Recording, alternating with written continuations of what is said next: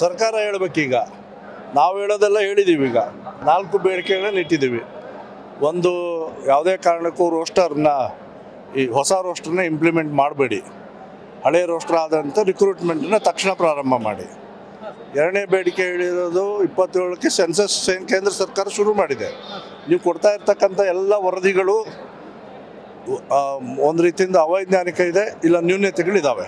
So ಅದಕ್ಕೆ ನೀವು 27ರ census ಆಧಾರವಾಗಿ ಇಟ್ಕೊಂಡು ಮಾಡಿ ಅಂತ. 3ನೇ 9th ಶೆಡ್ಯೂಲಿಗೆ ಸೇರಿಸಿ. 24% ನೀವು SC/STಗೆ ಕೊಟ್ಟಿತ್ತು ಹಿಂದಿನ ಸರ್ಕಾರ, ಅದರಲ್ಲಿ ಈಗ ಕಡಿಮೆ ಮಾಡಿಬಿಟ್ರಿ ನೀವು. ಸೊ ಅದಕ್ಕೆ 9th ಶೆಡ್ಯೂಲಿಗೆ ಸೇರಿಸಿ. ಅದಾದ ಮೇಲೆ 24% ನೀವು ಬಜೆಟ್ನಲ್ಲಿ ಇಡ್ತೀನಿ ಅಂತ ನೀವೇ ಕಾನೂನು ಮಾಡಿದಿರಿ ಹಿಂದಿನ ಮುಖ್ಯಮಂತ್ರಿ ಆದಾಗ. ನೀವು ಅದನ್ನು ನೀವೇ ವೈಲೇಟ್ ಮಾಡ್ತಾ ಇದ್ದೀರಿ. ಸೊ ಅದಕ್ಕೆ ಸರ್ಕಾರ ಉತ್ತರ ಕೊಡಬೇಕೀಗ. ಆ್ಯಂಡ್ ಕೊನೆದಾಗ ಒಂದು ಮಾತು ಹೇಳಿದ್ರಿ, ಸಚಿವ ಸಂಪುಟದಲ್ಲಿ ಏನಾದರೂ ನಿರ್ಧಾರ ನಮ್ಮ ಪರ ಇಲ್ಲ ಅಂದರೆ ಮುಂದಿನ ಹೋರಾಟ ಇನ್ನಷ್ಟು. ನಾವು ಏನು ಇನ್ಜಸ್ಟಿಸ್ ಏನು ಕೇಳ್ತಾ ಇಲ್ಲ, ಎಲ್ಲವೂ ನಮಗೆ ಕೊಡ್ರಿ ಅಂತ ಕೇಳಿಲ್ಲ ನಾವು. ಈಗ ಮಾಡಿರೋ ರೋಸ್ಟರ್ ಹೆಂಗಿದೆ, ಎಲ್ಲ ಒಂದೇ ಸಮಾಜಕ್ಕೆ ಹೋಗೋಂಗಿದೆ. ಹಂಗೆ ಮಾಡಬೇಡಿ ಅಂತ, ಅನ್ಯಾಯ ಅದು ಅನ್ನತ್ತ ಹೇಳ್ತಾ ಇರೋದು.